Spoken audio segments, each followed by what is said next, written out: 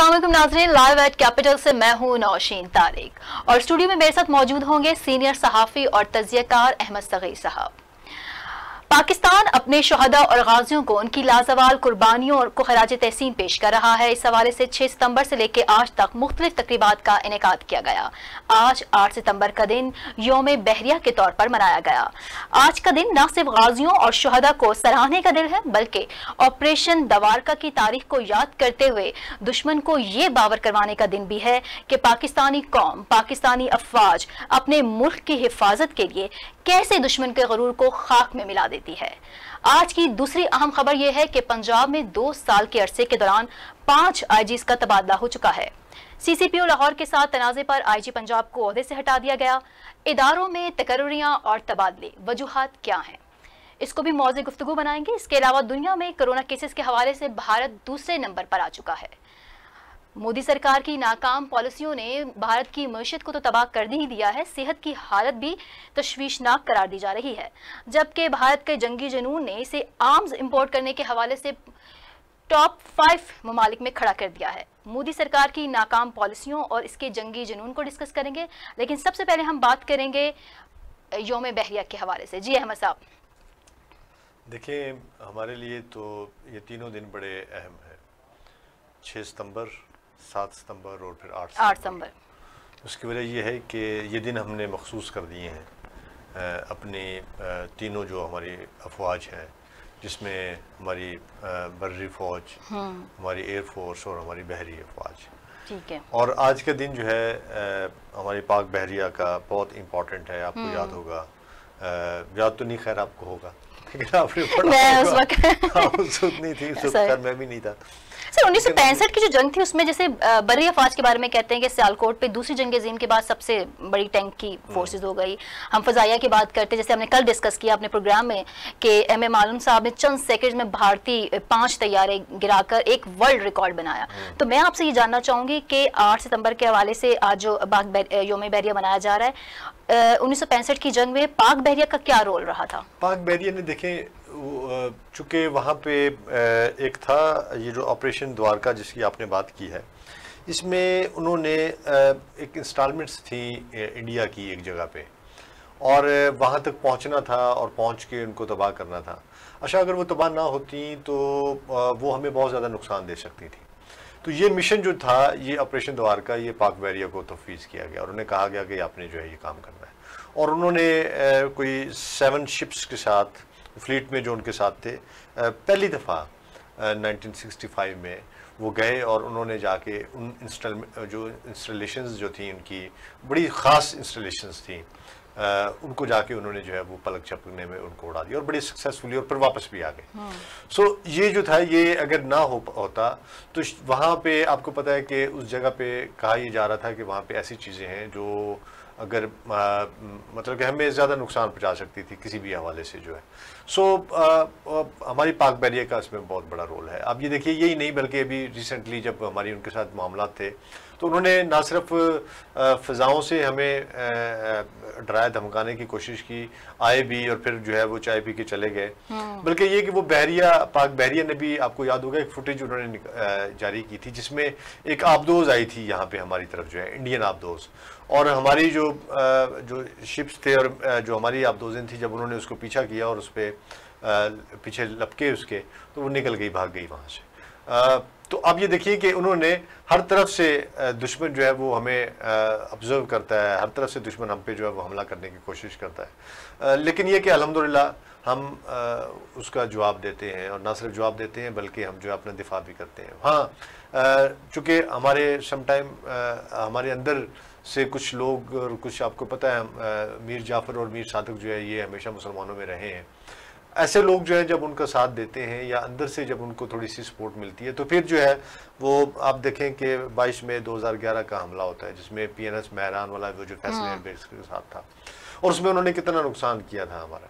सो इस तरह के वाक़यात जो है फिर वो तारीख़ में जो है वो हमारे सामने आते हैं। लेकिन अल्हम्दुलिल्लाह हमारी बहरी अफवाज भी उसी तरह जो है स्ट्रॉन्ग है। सर हमारी जो बहरी अफवाज है वो इस तरह से भी बहुत इंपॉर्टेंट है मैरीटाइम सिक्योरिटी के हवाले से, उसको वो ना सिर्फ जो है वो पानी की उसको हिफाजत करती है, बल्कि जो हमारा माशी हब है कराची, वहाँ पे जो मैरीटाइम के से रिलेटेड जो चीज़ें हैं उनको भी देख रही है। तो उसका क्या इंपॉर्टेंट रोल है इस हवाले से, मैशियत के हवाले से? मैं आपको बताऊं नौशीन, इस वक्त पूरी दुनिया की 90% जो ट्रेड है वो सी के जरिए होती है जी, और पाकिस्तान में आई थिंक सो 95% ट्रेड नहीं, हमारी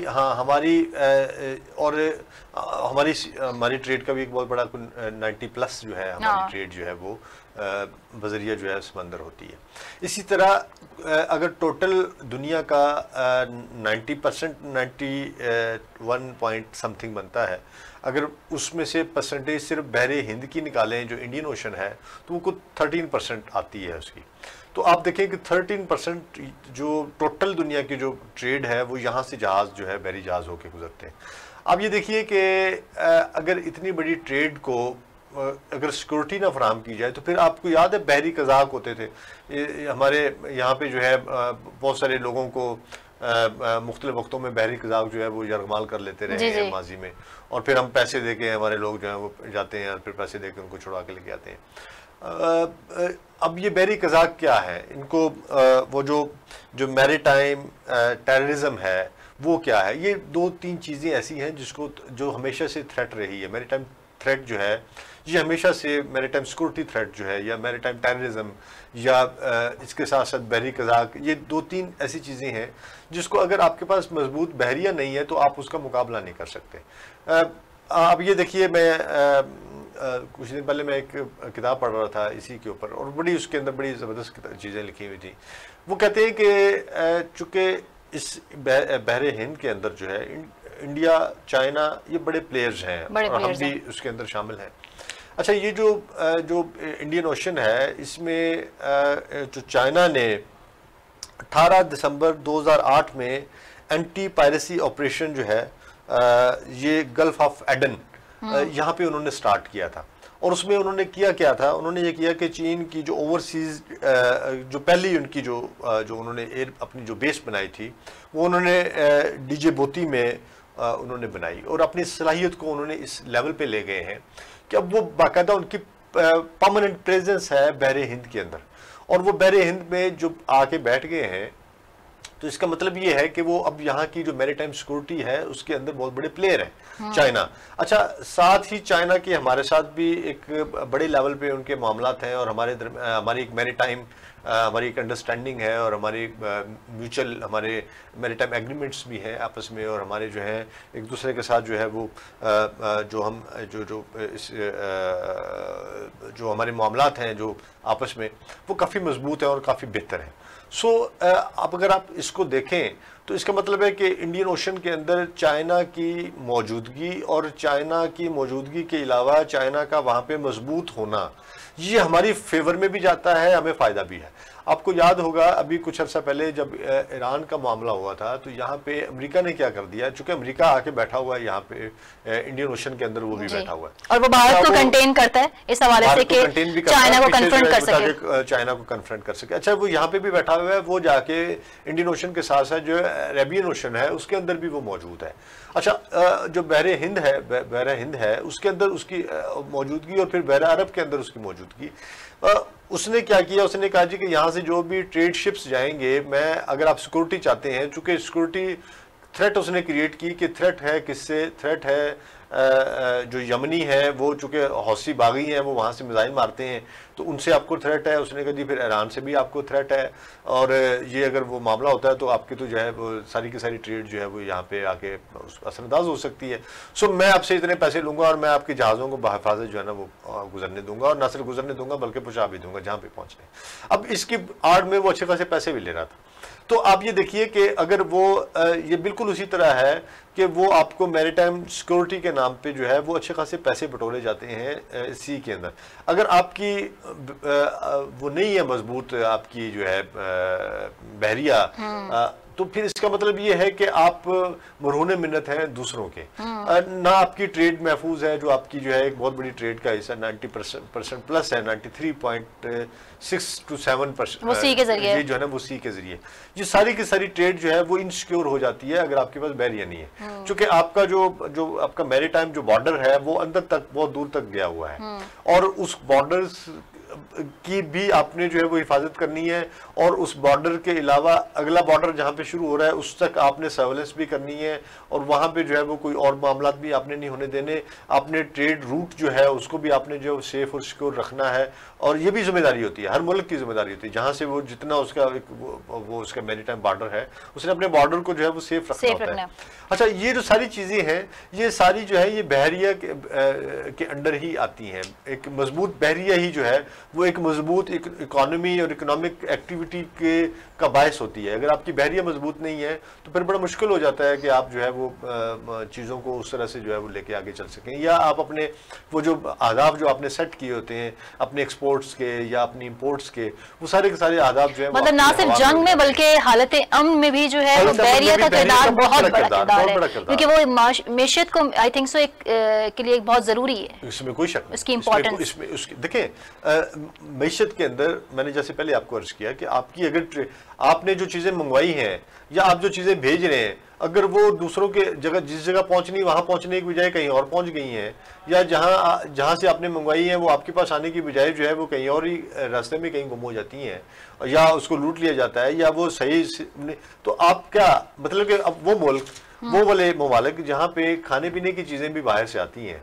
जहाँ पे जो है वो पहनने के लिए भी चीज़ें बाहर से आती हैं, जहाँ पे जो है मशीनरी भी बाहर से आती है, जहाँ पे गाड़ियाँ भी बाहर से आती हैं, और जहाँ पे बाकी चीज़ें भी बाहर से आती हैं, मुझे बताइए कि उन ममालिक के अंदर अगर उनकी मैरीटाइम सिक्योरिटीज़ ना हो उनकी, या उनकी बहरिया भी उतनी मजबूत ना हो, और वो जो मैरीटाइम टेररिज्म की भेंट चढ़ जाए, या बहरी कज़ाक उसको लूट लें, या उसको बाकी जो होता है जिस तरह से एक थ्रेट चल रही होती है सी के अंदर जो है वो उस थ्रेट की नज़र हो जाती है, तो फिर मुझे बताइए कि उन ममालिक के अंदर जो है वो कहत भी शुरू हो सकता है, उन ममालिक के अंदर खाने पीने की किल्लत हो सकती है, उन ममालिक के अंदर जो है वो पहनने के लिए चीज़ें नहीं मुयसर होंगी। चूँकि आप देखें ना अरब वर्ल्ड के अंदर, देखें अरब वर्ल्ड में क्या उगता है, वो सारी चीज़ें कतर के अंदर जो है क्या उगता है, कुछ भी नहीं, वो चावल तक बाहर से मंगवाते हैं, वो आलू प्याज हर चीज़ बाहर से मंगवाते हैं, भाई मट्टी नहीं है ना, वो तो मट्टी जो उन्होंने वो कराई हुई ड्रिप सिस्टम पे उन्होंने अपना सारा जो है वो इरिगेशन उन्होंने रखा हुआ है, वहाँ पे तो घास तक जो है वो उगती नहीं है, उन्होंने मट्टी कहीं से मंगवाते हैं, उसके नीचे वो ड्रिप्स लगा देते हैं, और उस पानी का समंदर का पानी उसको साफ़ करते हैं, साफ़ करके जो है वो ड्रिप्स के ज़रिए जो है वो पूरा उन्होंने अपना इरिगेशन सिस्टम लगाया हुआ है। तो डीप उनका वाटर नहीं है, जो अंडर वाटर है, जो अंडरग्राउंड वाटर है वो तो उनके पास मौजूद ही नहीं है। सो वो सारा इन्हसार या तो बारिशों के ऊपर है उनका, या फिर ये है कि वो ड्रिप सिस्टम के ऊपर वो सारी उनकी इरिगेशन। और हमारी बहरिया को बहुत मतलब एडवांटेज है, हमारी बहरिया को बहुत बड़ा एडवांटेज है, चैलेंजेस भी उसी लिहाज से उतने ही बड़े हैं हमें। ठीक है, अब देखें चाइना और इंडिया के जो मामलात हैं, अभी चाइना ने पीछे जो है वो अपने साउथ ओशन जो उनका जो है उसमें उन्होंने मशकें की हैं। अच्छा, उसके बिल्कुल साथ आगे जो है अमेरिकन मौजूद हैं। अच्छा, ये जो चीज़ थी ये बड़ी उस वक्त कही जा रही थी कि ऐन मुमकिन है कि ये वाली मशकें जो हैं ये बताई जा रही हैं या दिखाई जा रही हैं चाइना की तरफ से किसी ऐसी दुश्मन को, अनदेखे दुश्मन को, कि जिसको वो बता रहा है कि देखिए मैं क्या कितना मजबूत हूँ। उन्होंने अभी आपको पता है पीछे एक जहाज़ बनाया है, वो जहाज़ जो है वो उड़ता भी अपना उसकी जो ओवरटेक करता है वो भी समंदर से करता है, और उसकी लैंडिंग भी समंदर में होती है, और है भी वो जो है वो उड़ने वाला जहाज़ है। तो अब ये देखिए कि उन्होंने ऐसी शिप्स बना ली है, ऐसी अब्दोज़ें बना ली है। हम तो अगस्टा पे बैठे हुए थे ना, जो हमने फ्रांस से ली थी और बाकी वहाँ से, अभी हम जो है इसके अंदर भी जो है वो चाइना की तरफ देख रहे हैं, और चाइना हमें इसमें भी हेल्प कर रहा है, और हमें ऐसी चीज़ें वहाँ से आ रही हैं। अभी हमें उन्होंने बहरी जहाज़ एक दिया है, उसके ऊपर ऐसा सर्विलेंस का सिस्टम है, और ऐसा हमारे पास वो है, वो एक अच्छा इजाफा है। सो ओवरऑल जो है जो डिफेंस के अंदर इसका जो रोल है वो बड़ा इंपॉर्टेंट है बहरिया का, और अल्हम्दुलिल्लाह हमारी पाक बहरिया जो है ये बहुत ताकतवर इस रीजन के अंदर जो है वो एक अच्छी और मजबूत बहरिया के तौर पे जो है वो जानी भी जाती है, मानी भी जाती है। हमने अभी मशकें भी की थी कुछ अर्सा पहले जो है, और जो बहरी मशकें थी उसमें चाइना भी हमारे साथ था, हमने चाइना के साथ मिलकर जो है वो BRI जो बेल्ट रोड इनिशिएटिव है जो सीपैक का पार्ट बी, इस हवाले से भी नेवी का किरदार बहुत इंपॉर्टेंट होगा। बहुत बड़ा इंपॉर्टेंट किरदार है। उसकी वजह यह है कि आपका ये आएगा ग्वादर तक, फिर ग्वादर से आगे जो चलेगी चीज़ जो है जो रूट है वो सारे का सारा आपका सी रूट है, और इस सुई रूट के अंदर जो है आपको अल्टीमेटली बहरिया की तरफ देखना पड़ता है, क्योंकि वो ही आपको जो है वहाँ पे प्रोटेक्शन देती है, सिक्योरिटी देती है।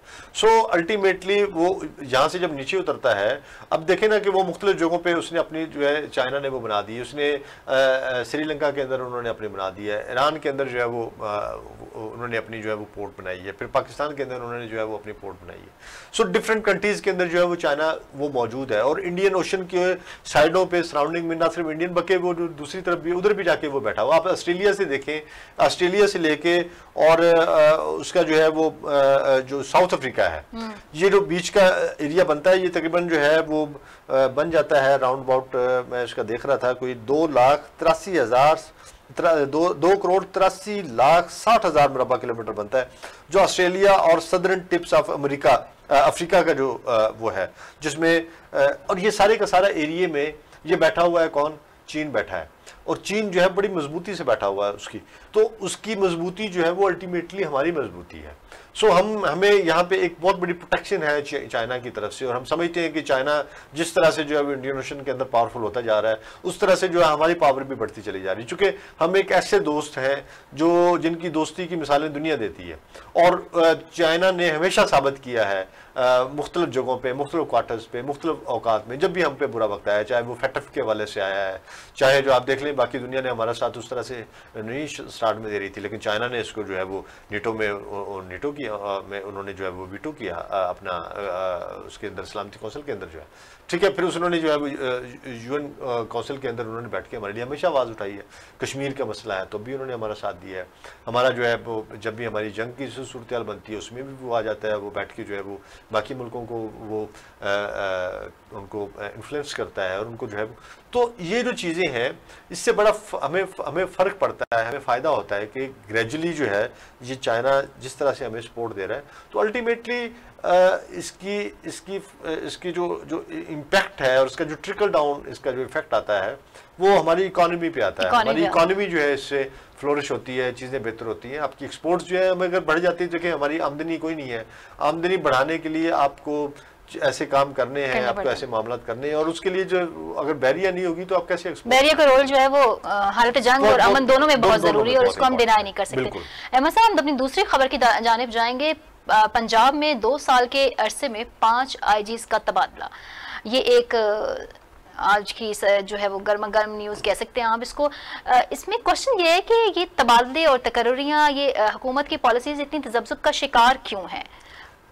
देखिए, ये जो तबादला हुआ है अभी इसका शोएब दस्तगीर साहब का जो कि आईजी है पंजाब की, इससे पहले भी कहा जा रहा है कि सीपीओ साहब से कोई सीसीपीओ के साथ सीपीओ उमर शेख के साथ इनके मामला खराब थे, उनकी लड़ाई शड़ाई हुई थी आपस में। लड़ाई तो नहीं हुई, लेकिन ये कि उसने कहता है, इसका यही कहना है कि इसने मेरे ऑर्डर्स नहीं माने थे सीसीपीओ ने, लिहाजा जो है ये चाह रहे थे कि इसको चेंज कर दें। सीसीपीओ जो है वो बहुत हरदिल अजीज़ हैं आपके चीफ मिनिस्टर साहब को, और चीफ मिनिस्टर साहब जो है वो इसमें खुद आए। आप देखें कि प्राइम मिनिस्टर को कहना पड़ा है और उन्होंने अपनी नाराज़गी का इजहार किया है कि ये क्या है, मतलब इसको चेंज किया जाए, इसको शोएब दस्तगीर को। देखिए, शोएब दस्तगीर से पहले भी 5 आईजी तब्दील कर चुके हैं। इसके अलावा इन्होंने मुख्तलिफ सीसीपीओज़ भी तब्दील किए हैं, आरपीओज़ भी तब्दील किए हैं, और इनकी तादाद भी जो है वो टोटल मिलाएं तो शायद। सर, ये क्या वजह है? पहले काबीना में वज़रा की हम देख रहे थे कि चेंजिंग, उनके कलमदान चेंज हो रहे हैं असद उमर का, जैसे कि आपके सामने, अब ये ब्यूरोक्रेसी में भी हो रहा है, तो वजूहात क्या है? ये जो पुलिस ब्यूरोक्रेसी के अंदर ये वाली तबादले, अभी इन्होंने ये किया है कि शोएब दस्तगीर को सेक्रेटरी नार्कोटिक्स इन्होंने वो किया, उसका नोटिफिकेशन भी वफाकी हुकूमत ने जारी कर दिया। अच्छा, अब बात ये है कि ये तो सारा कुछ इन्होंने कर दिया, लेकिन आप वाली बात है कि ये करते क्यों हैं? हाँ, वजूहात आपको याद है नासिर दुरानी एक साहब हुआ करते थे, अभी आजकल वो मंजर आम पे नहीं है। नासिर दुरानी जो थे ये आईजी थे, इन्होंने लगाया हुआ था इनको केपी के अंदर जो है, जब इनकी केपी में हुकूमत थी और वफाक में नहीं थे, चूंकि आईजी जो है ये वफाक लगाता और उतारता है। अच्छा, अगर आईजी जो है सिंध के अंदर तब्दील करना हो, कराची में तब्दील करना हो, तो वफाक वहाँ अटक जाता है, वो करता नहीं है। वो पता चलता है सिंध गवर्नमेंट बार बार जो है वो कोर्ट्स में भी जाती है, इनसे भी रिक्वेस्टिंग करती है कि जिसको हटाएं, उसको नहीं हटाना इन्होंने, यहाँ पे रहने नहीं देना, वहां पे हटाना नहीं। अच्छा, ये एक अजीब सी ड्यूल पॉलिसी। पंजाब के साथ इतनी अनबन क्यों है? पंजाब में इसलिए अनबन है कि पंजाब के अंदर पुलिस ब्यूरोक्रेसी जो है वो बहुत स्ट्रांग है। आप देखें कि यहाँ पे एक खास तबका है, मैं उनका नाम नहीं लूंगा, उनके बारे में ये कहा जाता है कि उनके बहुत सारे दामाद जो है ना वो पुलिस के अंदर है। एक बहुत बड़ा खानदान है, वो जो आपके 22 खानदान जो कहा जाता है इक़्तिदार के अंदर, उनमें से ही एक खानदान ऐसा है और वो अभी भी बैठा हुआ है, इनका अलाई खानदान है। उनकी बहुत सारे दामाद जो हैं वो पुलिस के बड़े अच्छे ऑफिसर्स हैं। अच्छा, इनको पता है कि हमने पुलिस के ज़रिए, उन्होंने अपने सारे मामला पुलिस के ज़रिए करते हैं, यानी अपने जो इनका अपोनेंट है उसको कुट भी पुलिस के ज़रिए लगवानी है। अच्छा, उसको जो है वो उसके ऊपर जो है इन्होंने जो प्रेशर डालना है वो भी इन्होंने पुलिस के ज़रिए डालना है। अपने अपोनेंट को जो है वो घर से उठवा के और मतलब कि जो कुछ किया जाता है, आप देखें ना कि यहाँ पे भैंस चोरी के मुकदमे भी, बकरी चोरी के मुकदमे भी, FIR जो है वो पुलिस काटती है, और तगड़ी FIR नहीं कटेगी तो तगड़ा केस नहीं बनेगा, तगड़ा केस नहीं बनेगा तो आपका जो दुश्मन है या आपका जो मुखालिफ है वो ज़्यादा अरसे तक जो है वो कोर्ट कचहरी नहीं भुगतेगा, अंदर नहीं होगा। सो इस सारे खाते के अंदर जो है वो पुलिस बहुत बड़ा मोहरा होती है और पुलिस को बाकायदा इस्तेमाल किया जाता है। अब हर पॉलिटिकल गवर्नमेंट ये चाहती है कि किसी तरह से हम अपनी, अच्छा इससे पहले जो आप देखें कि जब शहबाज शरीफ साहब थे तो शहबाज शरीफ साहब जो है उनके भी पुलिस के अंदर बड़े अच्छे, आपको याद होगा मॉडल टाउन वाला केस जो है उसके अंदर उन्होंने जिस तरह से पुलिस को इस्तेमाल किया था वो यही कहा जाता था कि पुलिस उनके घर की लौंडी बनी हुई है वहाँ पे। सो एक वक्त ऐसा भी था कि इस मुल्क को पुलिस स्टेट भी कह के पुकारा जाता था और उसको बाकायदा जो है पुलिस के जरिए बड़े बड़े काम करवाए जाते थे। सो पुलिस का रोल जो है पाकिस्तान की पॉलिटिक्स के अंदर, पाकिस्तान की सियासत के अंदर, पाकिस्तान के हालात के अंदर, पाकिस्तान के हालात खराब या बेहतर करने के अंदर जो है इनका बड़ा इंपॉर्टेंट रोल रहा है और उस किरदार को जो है PTI भी बड़ी अच्छी तरह समझती है। जो भी पुराने पॉलिटिशियंस हैं वो उनकी कोशिश यही होती है कि जो भी RPO, CPO, CCPO या IG, DIG उसको जेब में डाल के रखें। अब वो जारी बात है, वो ब्यूरोक्रेसी का हिस्सा है, उनके एक अपना काम करने का स्टाइल है, आप उनको उस तरह से नहीं कर सकते जिस तरह से किया जा सकता है या ये करना चाहते हैं। आपको एक शख्स याद आता है, शुएब सड्डल, ये जो डॉक्टर शुएब सड्डल थे, ये he was the only person कि जिसने क्रिमिनोलॉजी के अंदर जो है वो PhD की थी। आपको याद आता है मुर्तज़ा भुट्टो का, वो मुर्तज़ा भुट्टो को जब उनका जब मर्डर हुआ था तो उस वक्त शुएब सड्डल जो है वो कराची में थे और सिंध में थे। अच्छा, फिर उसके बाद जो है वो वहाँ पे क्या कुछ हुआ ये एक अलग स्टोरी है, लेकिन ये पुलिस ही थी जिसने जो है वो उस वक्त उसको मारा था मुर्तज़ा भुट्टो को। तो आप देखते हैं कि ये पुलिस ही है जो डंडे सोटे जिसने बेनज़ीर भुट्टो को भी अक्सर मारा और अपनी बहन के इक़्तिदार में वो केस जो है वो केस, ठीक है ना, ये पुलिस ही है जिसने मियां नवाज शरीफ साहब को उठा के जो है वो अंदर कर दिया था। ठीक है ना, मतलब कि पुलिस का बड़ा रोल है, पुलिस के रोल को आप मिनिमाइज नहीं कर सकते।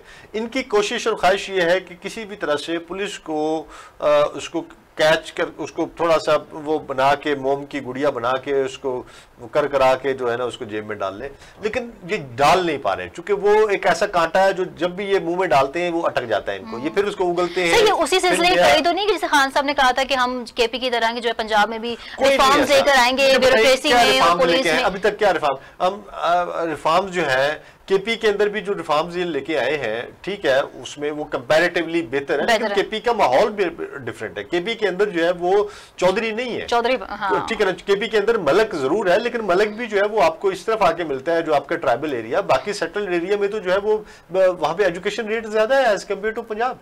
पंजाब के अंदर जितने भी बैठे हुए हैं जो आपके चौधरी हैं, जो आपके जो है ये जो खान बैठे हैं या ये जो भी आपके वो है, ये सारे के सारे जो है ये किसी की चलने देते। ये मतलब यहाँ पे जो है पुलिस मुकाबले हुआ करते थे, पुलिस मुकाबला करा के जो है वो बंदे को मार दिया करते थे। आबिद बख्तर आपको याद नहीं आता, उसने क्या कुछ नहीं किया यहाँ पे। और इस तरह के बहुत सारे ऐसे लोग जो हैं जिनको पुलिस को गुंडा बना के जो है वो इन्होंने अपने मकासद के लिए इस्तेमाल करते रहे। सो पुलिस का जो डर्टी रोल है पंजाब के अंदर वो तो सबको पता है और आज का नहीं है, अरसद राज से है। इसी पुलिस ने जो है वो इन्हीं चौधरियों को, चौधरी परवेज इलाही साहब के बाप के ऊपर जो है वो भैंस चोरी का मुकदमा बना दिया था। इसी पुलिस ने जो है वो मियां नवाज शरीफ के बाप के ऊपर जो है किस किस्म के मुकदमे जो है वो कायम किए थे, FIR कटी हुई है, इनके थानों में मौजूद है। इसी पुलिस ने जो है मोहतरमा बेनज़ीर भुट्टो के साथ क्या नहीं किया, डंडे मारे सर पे जो है मोहतरमा जो है इनकी जो वालदा थी मोहतरमा बेनज़ीर भुट्टो की, नुसरत भुट्टो के सर पे डंडे मारे, पागल होगी वो।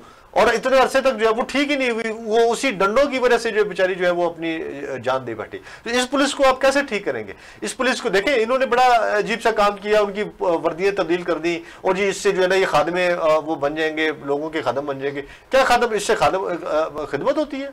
वर्दी चेंज करने से उसका साइकोलॉजिकल इंपैक्ट तो आता है, लेकिन ये कि उसका बाकी तो वो वैसे ही पुलिस है, वैसे ही करप्शन है, तोंदे निकली हुई है इनकी, बैठ सकते नहीं है। और इन्होंने जो है एक ही काम करने के लोगों को यरगमाल बना के रखते हैं, लोगों को जो है वो डरा के रखते हैं, लोगों को धमका के रखते हैं और फिर लोगों को किसी न किसी तरह इन्होंने जो है वो अपने उसके लिए इस्तेमाल करना। ब्यूरोक्रेसी में इस्लाहात किस तरह लाई जाए, इस बाद में बात करेंगे। अपोजिशन का इस हवाले से ये बयान आया, मरियम औरंगजेब साहब कहती हैं कि जी इदारों को जो है, मुझे पहले भी बता रही थी, कहीं वही तो नहीं आप मुझे कहानी सुनाने लगी हैं? वो मैं आपको बाद में सुनाऊंगी। इदारों को सियासत के लिए इस्तेमाल किया जा रहा है और आईजी साहब ने जो है जो उनके वज़ीर आला साहब के साथ काम करने से इनकार कर दिया, तो शायद इस वजह से इंतकामी कार्रवाई की गई है। आपके इस पे क्या वो है कमेंट्स? देखिए, इंतकामी कार्रवाइयाँ को पाकिस्तान में आज की बात है, ये तो हमेशा से बती रहा है, सारे करते रहे। उसकी वजह ये है कि इस मुल्क के अंदर जो है सियासतदानों ने हर चीज को तो अपनी घर की लौंडी समझा है ना। ये तो कहते हैं कि ये जो है सियासत जो है, ये तो मतलब मैं अब लफ्ज नहीं बोल सकता मैं, जो इन्होंने उसको बना के रखा है और हर वक्त नचाते रहते हैं उसको, जो है उसके पाँव में घुंघरू बांधे हुए इन्होंने सियासत के, और ये समझते हैं कि सियासत जो है ना वो इनके पता नहीं कौन सी उसको जो है वो उन्होंने वो बना दिया। मतलब कि सियासत तो इंतहाई मोतबर चीज है, जुदा हो दी सियासत से तो रह जाती है चंगेजी। सो आप देखें कि सियासत का किस तरह ज्यादा चोली दामन का साथ है।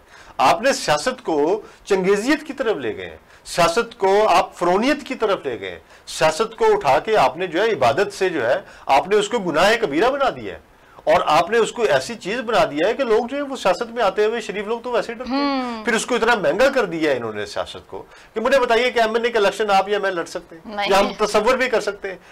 एमएनए तो छोड़े, हम तो काउंसलर का इलेक्शन नहीं लड़ सकते जी। इस तरह का इन्होंने वो पॉलिटिक्स को कर दिया। सो अगर इस तरह की जिस सियासत की तरफ ये इन्होंने इशारा किया है कि ये जो वो कार्रवाइयाँ हो रही, तो ये खुद भी करते रहे, इन्होंने भी यही काम किए हैं। अगर आज इनके साथ हो रहा है तो कोई इनके साथ चंबाने की बात नहीं है, ये वतीरा रहा है इनका सियासतदानों का। आप पहले दिन से उठा के देख लें, आपको पता है 1947 में जब पाकिस्तान बनता है तो 35 का एक्ट में अमेंडमेंट करके इन्होंने यहाँ पे इंप्लीमेंट कर दिया। जो 35 का एक्ट था उसकी 92A शिक ये कहती है कि कोई भी गवर्नर जनरल किसी भी सूबाई गवर्नर को सूबाई हुकूमत तोड़ने का हुक्म दे सकता है। और उस फरमान अस्करी के तहत 1947 से 1954 तक 9 सूबाई हुकूमतें टूटती हैं और पाकिस्तान की पहली सूबाई हुकूमत जो है वो डॉक्टर खान की थी, जिसको पहले गवर्नर जनरल ने तोड़ दिया था। अच्छा, उसके बाद आप देखें कि दुल्ताना की टूटती है, ममदोट की टूटती है, पंजाब से हुकूमतें टूटती रही। तो मुखालफत क्या थी उस वक्त? जो है यही रौले थे ना इनके आपस में, लड़ाइयां थी इनकी आपस में, जो है वो लड़ाइयां जो है वो तब से लेके आज तक हम उसको भुगत रहे हैं।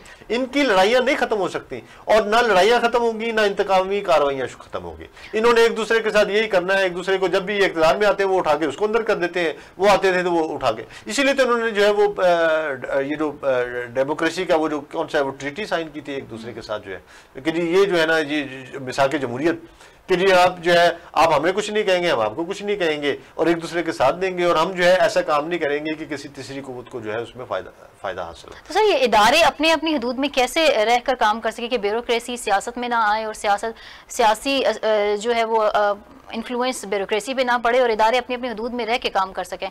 ये कैसे पॉसिबल हो सकता है? देखिए, पॉसिबल तो है, ऐसा नहीं है कि पॉसिबल नहीं, इसलिए कि दुनिया के अंदर ये मॉडल्स मौजूद हैं जिसमें जो है आप देखें कि यूके के अंदर, आपको पता है यूके वो दुनिया का वाहिद मुल्क है जिसके अंदर कोई रिटन कॉन्स्टिट्यूशन नहीं है उनका। वो आज भी मैग्ना कार्टा पे बैठे हैं और वो मैग्ना कार्टा जो 16वीं सेंचुरी में इनका जो है वो आपस में बादशाह के साथ जो है वो तय हुआ आज तक वही मैग्ना कार्टा जो है वो उसको उन्होंने उसको ऑनर कर रहे हैं। अच्छा, अगर वो बगैर किसी कानून के, बगैर किसी लेजिस्लेशन के, अपना उसके आइन के वो मुल्क एग्जिस्ट कर सकता है, तो हमारे पास तो एक बड़ा पढ़ा लिखा सा आइन भी मौजूद है। ये और बात है कि हमने उस आइन की मत मारी हुई है, कभी हम जब भी उठते हैं जो भी उठता है उसमें तरामीम कर देता है, अमेंडमेंट कर देता है अपनी मर्जी की जो है। अच्छा, अब बात यह है कि आपके पास एक बहुत खूबसूरत आइन है जिसके ऊपर सारी पॉलिटिकल पार्टी जो है वो मुत्तफिक है। उस आइन के तहत अगर आप अपने इदारों को चलाते हैं तो फिर तो चलते हैं, लेकिन अगर आइन के तहत नहीं चलते तो फिर मुसीबत होती है। अब होता क्या है कि चूंकि हमारे यहाँ हम एक फ्यूडल सोसाइटी हैं, हमारे रवैये फ्यूडल हैं, और जो फ्यूडल सोसाइटी और फ्यूडल रवैये होने की वजह से मैं चाहे जो है वो किसी अदालत में बैठा हूँ जज बन के, या मैं किसी कुर्सी पे बैठा हूँ थानेदार बन के, या CCPO RPO DPO बन के, या मैं किसी उस पर बैठा हूँ वजीर बन के, या होम मिनिस्टर बन के, या वज़ीर आला बन के, या मैं वज़ीर आज़म बन के बैठा हूँ, या मैं कुछ भी बन के बैठा हूँ। मैंने करना वही है जो एक चौधरी करता है, जो एक जो है वो वडेरा करता है, जो एक जमींदार करता है, जो एक जागीरदार करता है, और उसी तरह की जो है मैंने वो काम करने। और वो काम क्या है? वो काम ये है कि मैंने ललकारना है। अब देखिए कि आज भी खान साहब जो है वो समटाइम अपने आप को वैसे ही वही कंटेनर पे खड़े होकर जैसे वो अपोजिशन करते होते हैं वैसी बातें शुरू कर देते हैं। अच्छा, हमें समझ नहीं आती कि लेकिन वो चूंकि सुल्तान है की बढ़के वो अभी भी ओए जगीरदारा मैं तुम्हें छड़ांगा नहीं, तू मेरी भैन दा दुपट्टा ले आया। मतलब वो वाली जो बढ़क है जो सिनेमा की स्क्रीन पे लगा करती थी, वो चौधरी ने अमली जिंदगी में लगाई। और उस अमली जिंदगी में जो चौधरी वडेरा जागीरदार फ्यूडल लगाता है और जिस तरह से वो अपने मुजारे का हाल करता है और फिर मुजारा जो रिएक्ट करता है जो आपकी फिल्मों के अंदर है वो सेम आपकी पॉलिटिक्स के अंदर है। बात यह है कि आपके इदारे उस तरह से लड़ते रहेंगे जब तक कि जो है ये वडेरे जागीरदार का रोल आप खत्म नहीं करते, और ये रोल उनकी तबीयत से खत्म करना है आपने। अब मैं बैठा हूं लेकिन मैं चाहता हूं कि बस मैं ही हूं, मेरी बात मानी जाए, मेरी बात सुनी जाए। मैं अगर खान साहब अपना वो हूं तो मैं किसी न किसी मतलब कि मैं अगर थानेदार हूं तो मैं कुछ जट ही होऊंगा, या मैं किसी हो सकता है छोटा मोटा वडेरा हूं, या छोटे मोटे चौधरी औलाद में से हूं, या मैं कोई, और मैंने वैसी ही हरकतें करनी है जो मैंने अपने बाप दादा को देखी थी कि वो किस तरह कान फड़ा दे तो जुतियां मार। मतलब व्हाट इज दिस नॉनसेंस, अजीब किस्म की। आपने थाने में चले जाए, कान पकड़वा के उनको मुर्गे बनाए होंगे, उनको जूते मार रहे होंगे। अच्छा, फिर आप चले जाए ऑफिस के अंदर चले जाए, चपरासियों के साथ किस तरह का आप देखेंगे ब्यूरोक्रेट्स क्या सलूक करते हैं, अपने उस मुलाजिम के साथ क्या जीप सी उसकी जो है ना उसकी जो इनर वो है उसकी रूह के ऊपर जो है ना वो जख्म लगा रहे होते हैं, उसकी इतनी उसके साथ बदतमीजी करते हैं और बेइज्जती करते हैं उसकी।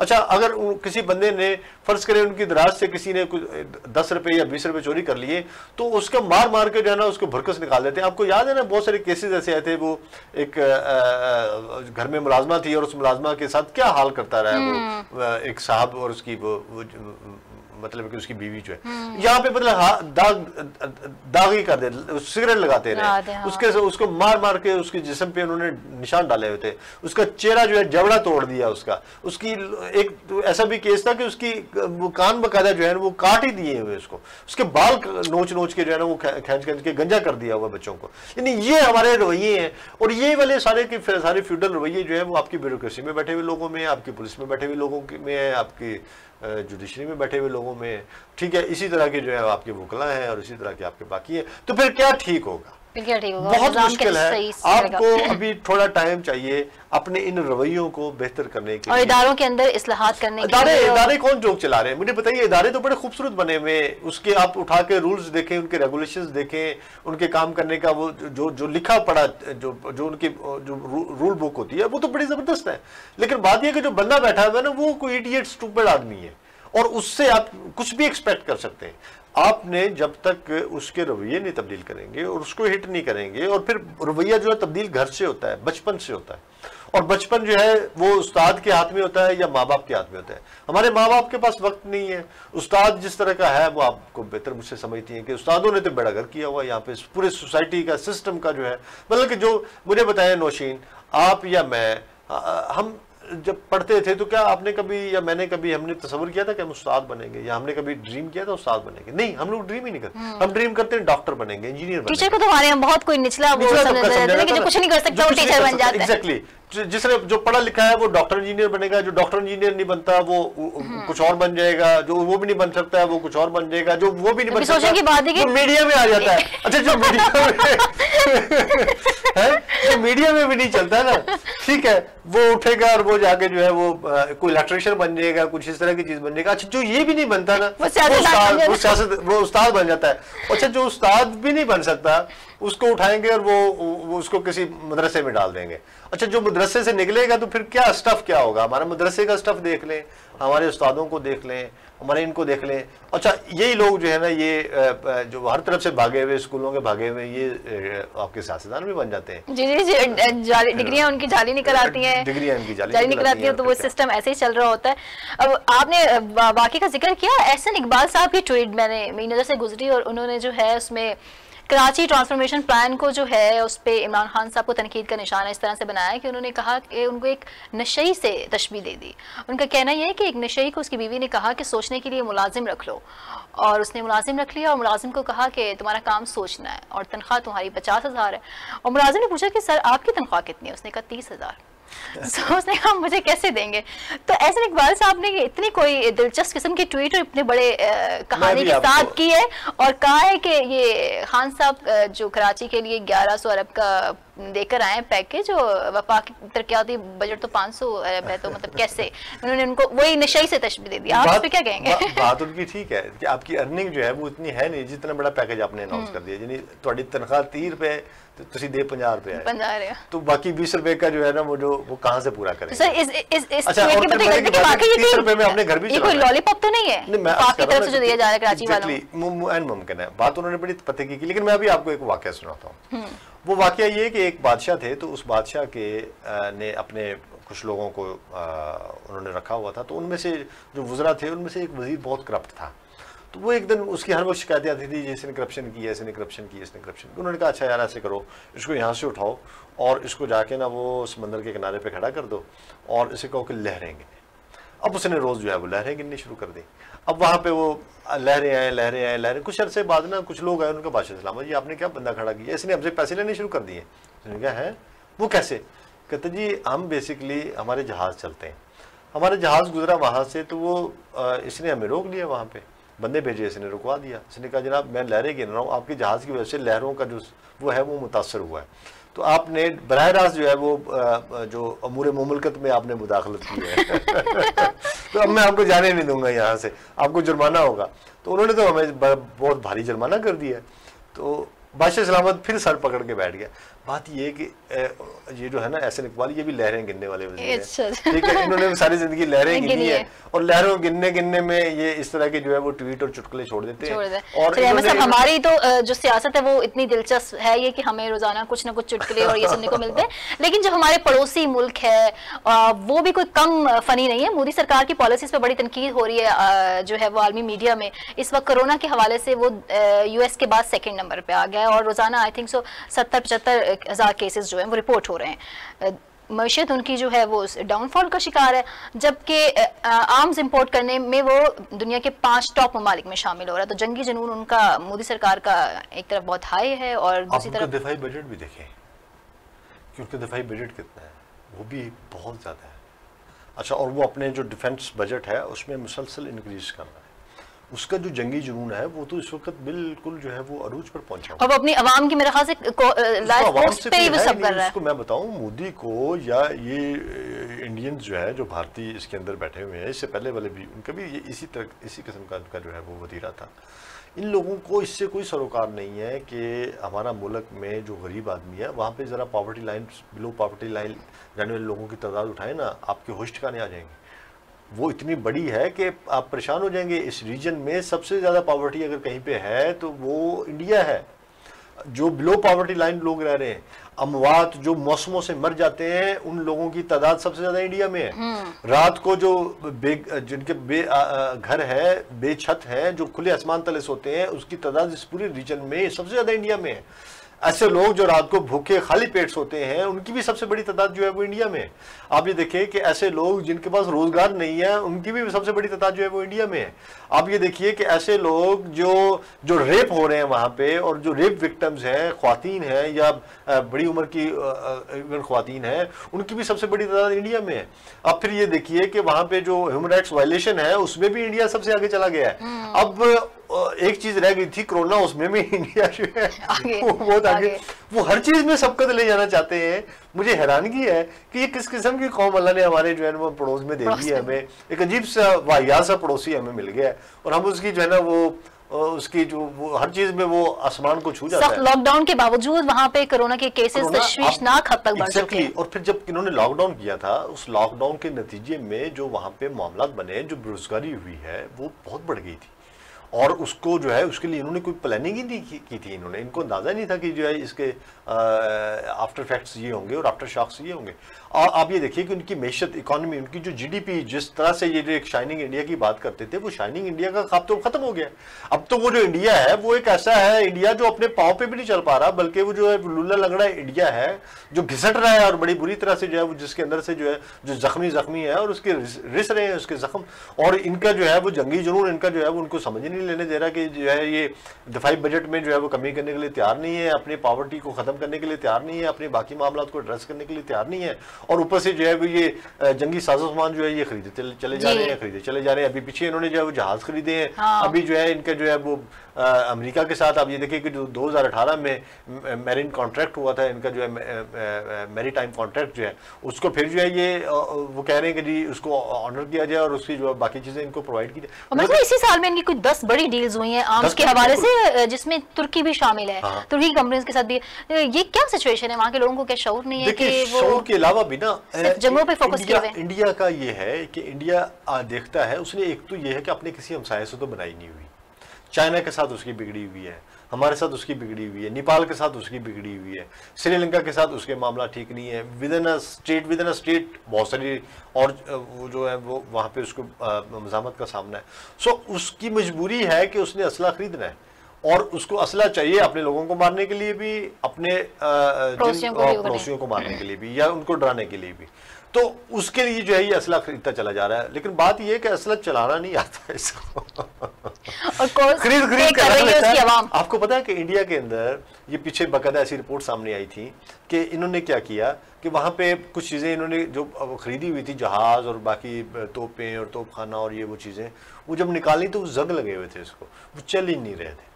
उन्होंने कहा जी अब इसका क्या करें? उन्होंने कहा ठीक है इसको बर्बादी रहने दें, क्योंकि this is what India is, कि उन्होंने इतनी चीजें खरीदी है, उनको पता ही नहीं कि कितना कुछ खरीद लिया है, खरीद के रख लेते हैं, उनको लगता है कि अब हम मजबूत हो गए। ओ भाई, खरीद के रखने से मजबूत नहीं होते, उसको चलाना भी आना चाहिए। और चलाने के लिए इनके पास है अभिनंदन जैसे लोग अभिनंदन जो है वो चाय पी के चला जाता है चाय पी के चला जाता है। ठीक है, मुझे बताइए ये क्या लड़ेगा?